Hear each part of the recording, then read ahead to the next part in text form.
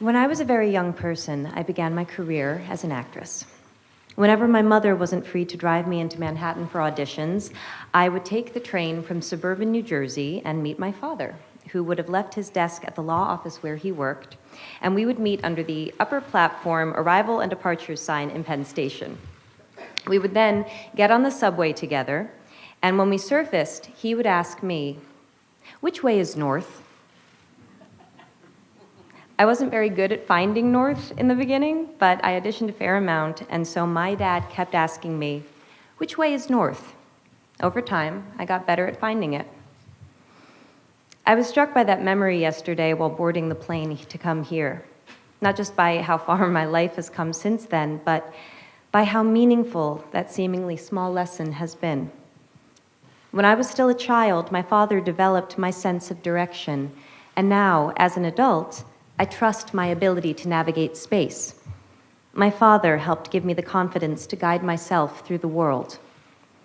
In late March last year, 2016, I became a parent for the first time. I remember the indescribable and, as I understand it, pretty universal experience of holding my week-old son and feeling my priorities change on a cellular level. I remember I experienced a shift in consciousness that gave me the ability to maintain my love of career and also cherish something else, someone else, so much, much more. Like so many parents, I wondered how I was going to balance my work with my new role as parent. And in that moment, I remember that the statistic for the US's policy on maternity leave flashed in my mind. American women are currently entitled to 12 weeks unpaid leave. American men are entitled to nothing. That information landed differently for me when 1 week after my son's birth, I could barely walk. That information landed differently when I was getting to know a human who was completely dependent on my husband and I for everything, when I was dependent on my husband for most things, and when we were relearning everything we thought we knew about our family and our relationship. It landed differently. Somehow, we and every American parent were expected to be back to normal in under 3 months. Without income? I remember thinking to myself, if the practical reality of pregnancy is another mouth to feed in your home, and America is a country where most people are living paycheck to paycheck, how does 12 weeks unpaid leave economically work? The truth is, for too many people, it doesn't. 1 in 4 American women go back to work 2 weeks after giving birth because they can't afford to take off any more time than that. That's 25% of American women. Equally disturbing, women who can afford to take a full 12 weeks often don't, because it'll mean incurring a motherhood penalty, meaning they will be perceived as less dedicated to their job and will be passed over for promotions and other career advancement. In my own household, my mother had to choose between a career and raising 3 children, a choice that left her unpaid and underappreciated as a homemaker, because there just wasn't support for both paths. The memory of being in the city with my dad is a particularly meaningful one, since he was the sole breadwinner in our house, and my brothers and my time with him was always limited by how much he had to work. And we were an incredibly privileged family. Our hardships were the stuff of other families' dreams. The deeper into the issue of paid parental leave I go, the clearer I see the connection between persisting barriers to women's full equality and empowerment and the need to redefine and, in some cases, destigmatize men's roles as caregivers. In other words, thank you.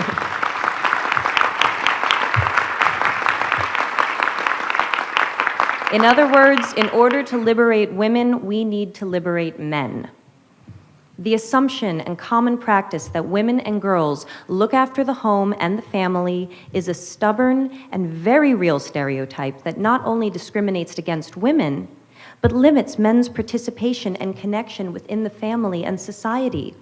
These limitations have broad-ranging and significant effects for them and for the children. We know this.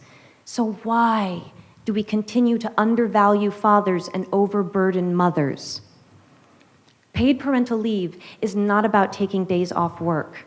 It's about creating the freedom to define roles, to choose how to invest time, and to establish new, positive cycles of behavior. Companies that have offered paid parental leave for employees have reported improved employee retention, reduced absenteeism and training costs, and boosted productivity and morale. Far from not being able to afford to have paid parental leave, it seems we can't afford not to.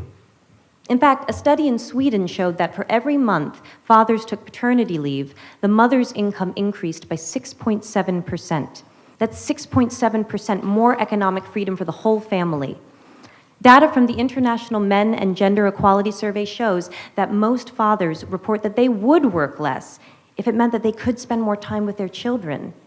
And picking up on the thread that the Prime Minister mentioned, I'd like to ask, how many of us here today saw our dads enough growing up? How many of you dads here see your kids enough now? We need to help each other if we are going to grow.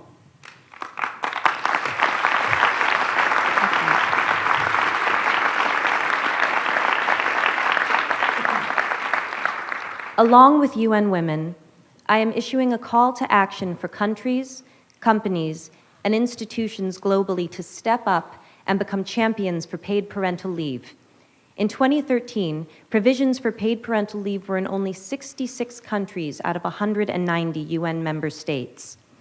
I look forward to beginning with the UN itself, which has not yet achieved parity, and whose paid parental leave policies are currently up for review.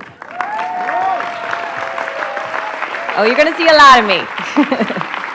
Let us lead by example in creating a world in which women and men are not economically punished for wanting to be parents. I don't mean to imply that you need to have children to care about and benefit from this issue. Whether or not you have or want kids, you will benefit by living in a more evolved world with policies not based on gender. We all benefit from living in a more compassionate time where our needs do not make us weak. They make us fully human. Maternity leave or any workplace policy based on gender can, at this moment in history, only ever be a gilded cage. Though it was created to make life easier for women, we now know it creates a perception of women as being inconvenient to the workplace. We now know it chains men to an emotionally limited path, and it cannot, by definition, serve the reality of a world in which there is more than one type of family. Because in the modern world, some families have two daddies. How exactly does maternity leave serve them?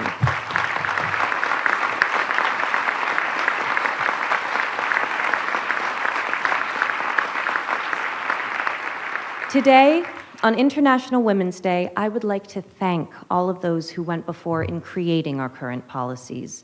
Let us honor them and build upon what they started by shifting our language and therefore our consciousness away from gender and towards opportunity. Let us honor our own parents' sacrifice by creating a path for a more fair, farther-reaching truth to define all of our lives, especially the lives of our children. Because paid parental leave does more than give more time for parents to spend with their kids. It changes the story of what children observe and will from themselves imagine possible. I see cause for hope. In my own country, the United States, currently the only high-income country in the world without paid maternity, let alone parental leave, great work has begun in the states of New York, California, New Jersey, Rhode Island, and Washington, which are currently all implementing paid parental leave programs. First Lady Chirlane McCray and Mayor Bill de Blasio have granted paid parental leave to over 20,000 government employees in New York City. We can do this. Bringing about change cannot just be the responsibility of those who need it most. We must have the support of those in the highest levels of power if we are ever to achieve parity.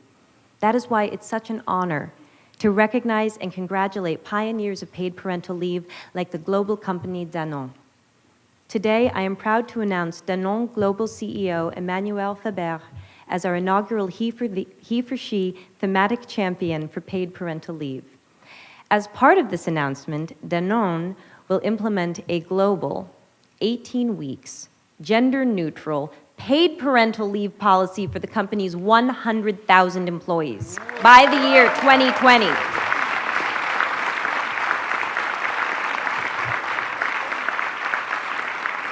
Monsieur Faber, when Ambassador Emma Watson delivered her now iconic He for She speech and stated that if we live in a world where men occupy a majority of positions of power, we need men to believe in the necessity of change, I believe she was speaking about visionaries like you.